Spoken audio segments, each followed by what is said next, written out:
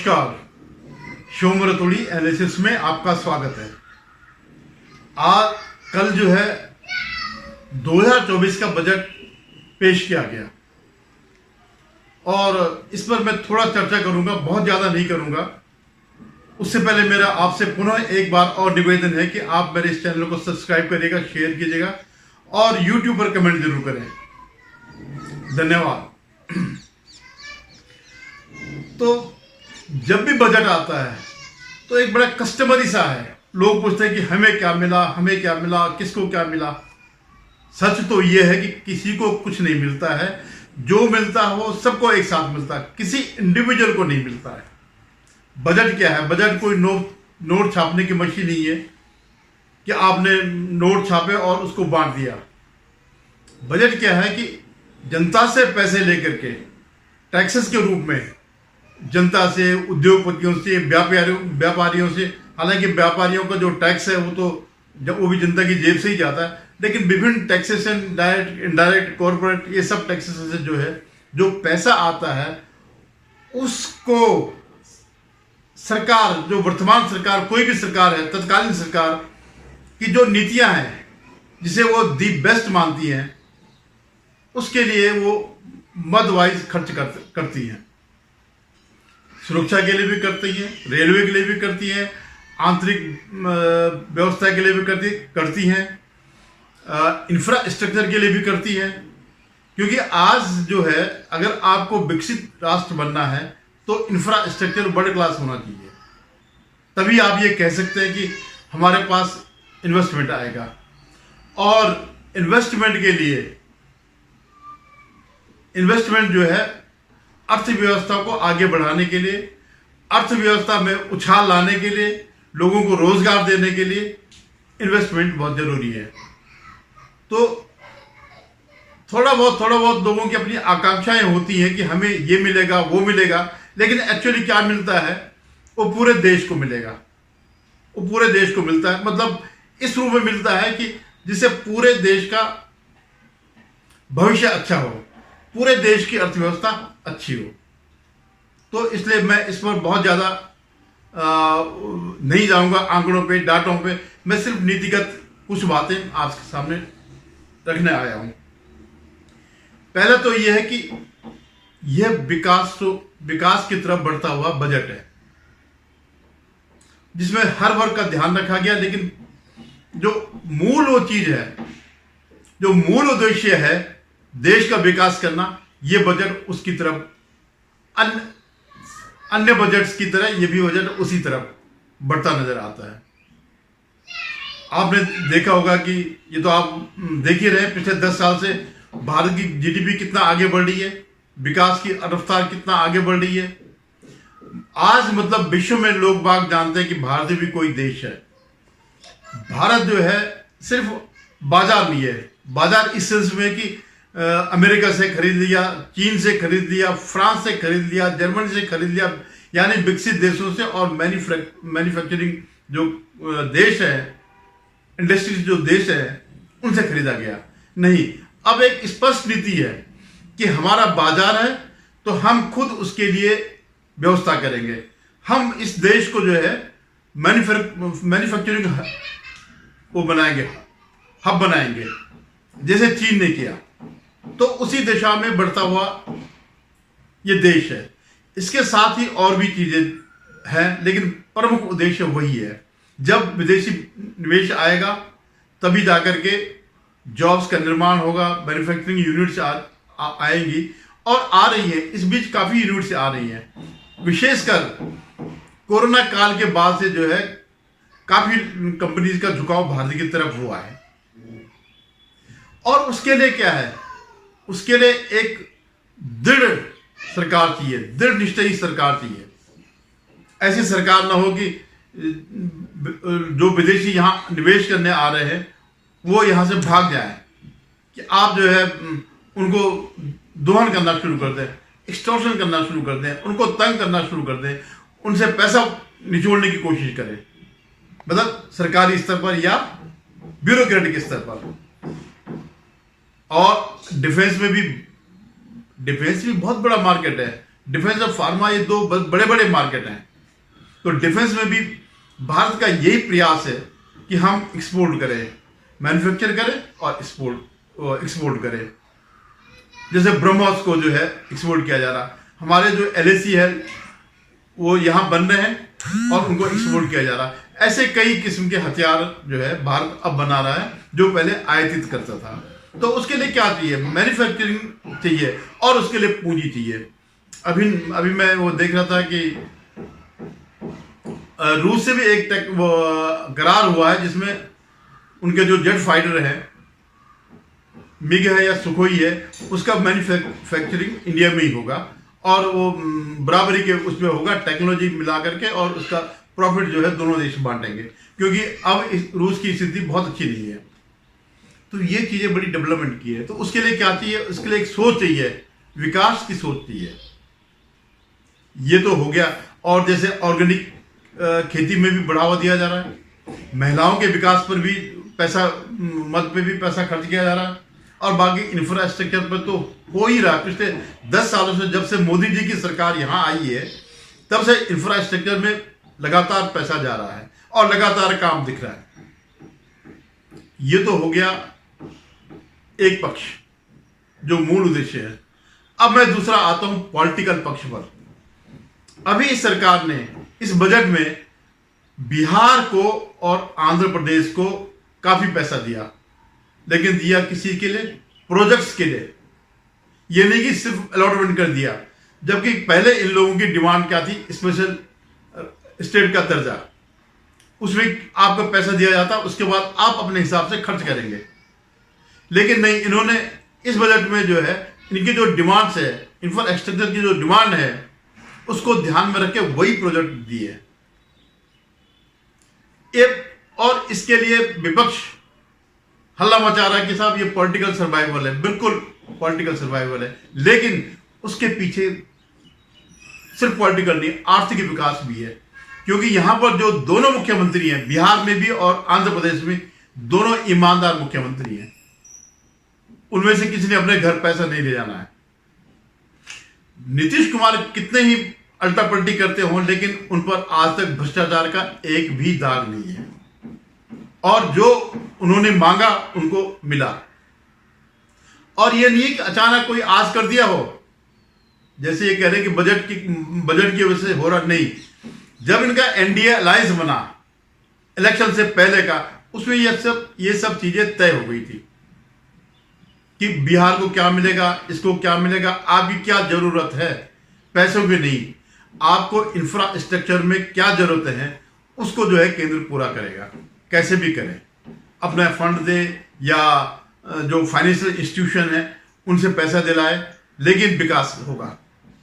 अब बिहार जैसे अत्यधिक पिछड़ा राज्य है, अगर वहां विकास अगर होता है तो उनके पास बहुत कुछ लेबर है, पूरे देश में जो है लेबर है और पूरा टैलेंट भी है। ऐसा नहीं है कि खाली लेबर के लिए बिहार जाना जाता है, टैलेंट के लिए भी जाना जाता है।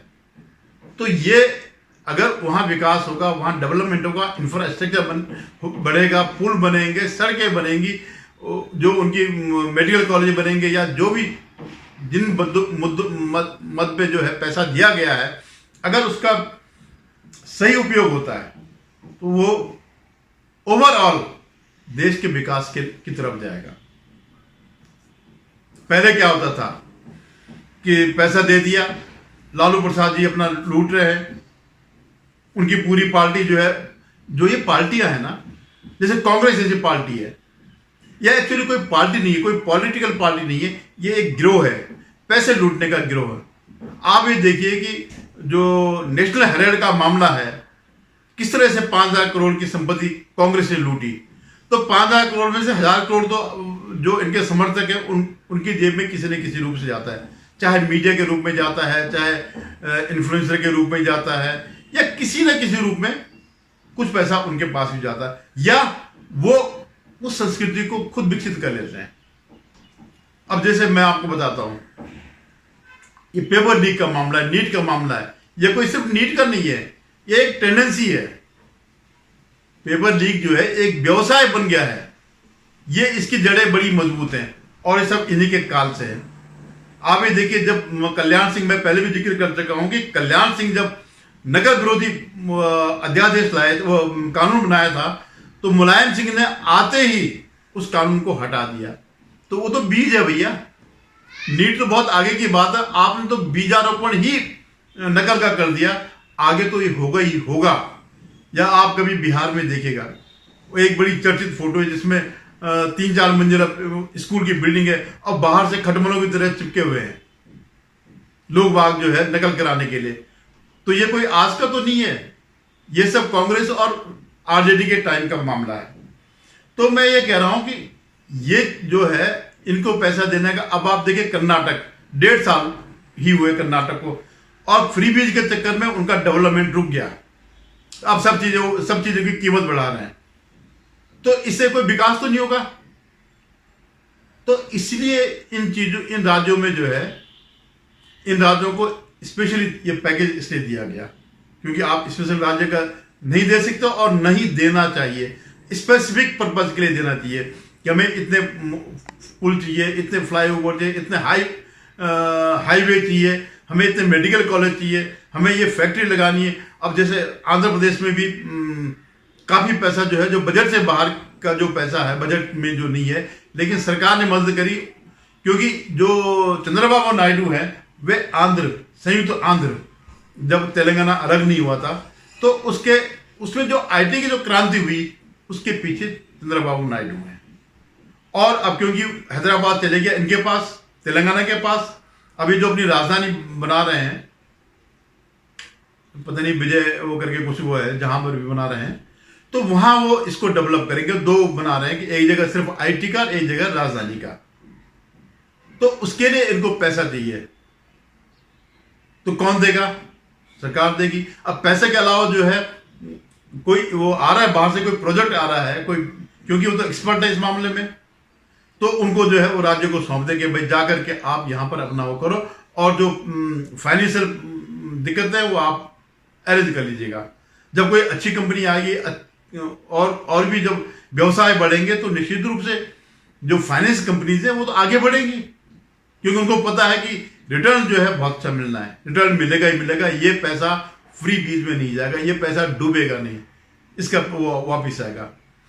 फिर दूसरी बात जो वो टाउंट कर रहे हैं कि साहब ये तो उन्होंने वो बचा दिया, अपनी सरकार बचा दी। आप एक चीज बताओ, जब आप उनपे डोरे डाले थे नीतीश कुमार पर और चंद्रबाबू नायडू पर, अपनी तरफ खींचना चाह रहे थे और इस सरकार को नहीं बनने देना चाह रहे थे, तो आपका क्या था? तो आपने क्या सौदा नहीं किया था इस बात का? आपने तो इससे भी आगे सौदा किया होगा। इस सरकार ने तो कम से कम डेवलपमेंट को देख के किया होगा। आपने तो और चीज के रूप में जो है हम आपको फ्री दे देंगे, आप जो चाहे हमारी तरह जैसे हम करते हैं वैसे तुम भी कर लो। तो ये भी एक पाखंड है। और इससे एक फर्क पड़ेगा, ये जो बार बार इनके यूट्यूबर और इनके जो इन्फ्लुएंसर और इनके जो मीडिया है, जो 10 जनपद का गटर मीडिया है, जो बार बार उड़ाता है कि ये सरकार गई, अब गई, तब गई, नीतीश चले जाएंगे, ये चले जाएंगे, चंद्रबाबू नायडू चले जाएंगे, तो उससे क्या है कि देश में एक अनिश्चितता का माहौल पैदा होता है।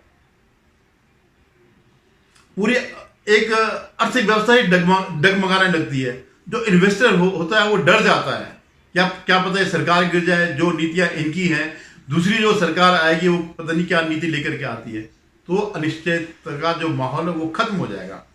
अब सबको विश्वास है कि ये तो पहले ही साल का बजट है, अभी 5 बजट और आने, 4 बजट और आने हैं, तो इन राज्यों को मिलता रहेगा इसी रफ्तार से। तो इसका कहने का मतलब ये है कि अब ये निश्चित है कि ये सरकार पूरे 5 साल करेगी, और जो ये अवधारणा बना रहे हैं वो भी फेल हो जाएंगे, क्योंकि वो खुद एडमिट कर रहे हैं कि ये सरकार बचाने का प्रयास है। तो ये एक संदेश जनता के बीच जाएगा, ये एक संदेश इन्वेस्टर्स के बीच जाएगा, ये एक संदेश कारोबारियों के बीच जाएगा कि नहीं, ये सरकार बिल्कुल स्थिर सरकार है और यहाँ कोई चेंज नहीं होने वाला है, कोई गलत से काम नहीं होंगे। जिस तरह से 10 साल से आ रही उस तरह से अगले 5 साल तक ये सरकार चलेगी, और इससे जो है अर्थव्यवस्था को बढ़ावा मिलेगा। अब मैं एक चीज और वो करना चाह रहा हूं, यह शायद पहला अवसर है कि बजट के बाद जो विपक्ष के नेता हैं उसने कोई अपनी प्रतिक्रिया नहीं दी। इसमें विपक्ष के जो ऑफिशियली लीडर ऑफ अपोजिशन जो है राहुल गांधी हैं, लेकिन वो उस पर प्रतिक्रिया नहीं व्यक्त कर सके, उन्होंने व्यक्त नहीं करी। क्यों? इसके लिए जानना जरूरी है, इसके लिए ज्ञान होना चाहिए। देखिए, ये तो हर कोई कहता है कि ये बजट खराब है, ये है ना, इसके उसके लिए चलो इतना ही बोल देते, लेकिन इतने बोलने के लिए भी कुछ ज्ञान होना चाहिए। और क्योंकि राहुल गांधी जब भी बोलते हैं, चाहे संसद में बोलते हैं या संसद के बाहर बोलते हैं, तो उससे एक कंट्रोवर्सी पैदा होती है, क्योंकि उनको कुछ भी ज्ञान नहीं है। और जो इनको पढ़ाते हैं, जो इनकी टीम जो है, वो सांसद नहीं है। तो अब उसके बाद जब निकल गए तब ट्वीट करने के साथ भी कॉपी पेस्ट है, क्योंकि हमने 8,500 का रखा था नौजवानों के लिए। ठीक है ना, तुमने तो उसके लिए रखा था, इन्होंने पर्पज के लिए रखा है, ये पर्पज है। और एक और वादा कि 500 कंपनियां जो है इनको इंटर्नशिप देगी। तो 500 कंपनियां कब आएंगी? जब आप उद्योगपतियों को गाली नहीं देंगे, जब आप उनके सामने रोड़ा खड़ा नहीं करेंगे, जब आप उनके व्यवसाय को रोकेंगे नहीं। अब जैसे कर्नाटक में उन्होंने कर दिया था कि साहब यहां पे हम केवल लोकल लोगों को ही वो देंगे, जॉब देंगे, तो कंपनियां कहां से फिर प्रॉफिट करेंगी? अगर इस ढंग का डिस्क्रिमिनेशन अगर होगा तो ये संभव नहीं है। लेकिन सरकार ये चलनी अगले 5 साल तक, तो वो निश्चिंत है।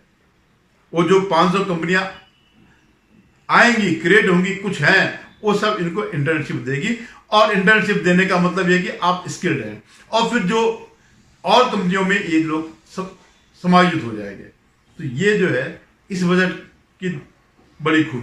अब मैं एक महत्वपूर्ण विषय पर और आता हूं इसी बजट के बारे में। एक पक्ष भारत में, एक समुदाय, एक समूह भारत में ऐसा है जो लावारिस है, और वह है प्राइवेट सेक्टर के कर्मचारी। मुझे उम्मीद थी कि सरकार जो है, जो इनका टैक्स है, इंडिविजुअल टैक्स जो है, उसके रेट में काफी कमी लाएगी, क्योंकि आपको टैक्स काफी मिल रहा है। तो ये भी जो ये प्राइवेट कंपनी जो काम कर रहे हैं, ये भी बहुत महत्वपूर्ण है अर्थव्यवस्था के विकास के लिए। आप इनको सिर्फ ये मत समझिए कि वो 1.5 लाख नौकरी पैसा सैलरी है या 2 लाख सैलरी है। इसके अलावा उनका डेवलपमेंट में बहुत ज्यादा योगदान है। ये लोग ज्यादातर इसमें से पति पत्नी दोनों काम करने वाले होते हैं। तो क्या करते हैं, वो खाना वो बाहर से मंगा लेते हैं। तो जो खाना बनाने वाला है उसको रोजगार मिलेगा, जो लाने वाला है जोमेटो या जो भी एक डिलीवरी सिस्टम है, उनको रोजगार मिला है, और इनके पैसा होगा तो और मिलेगा।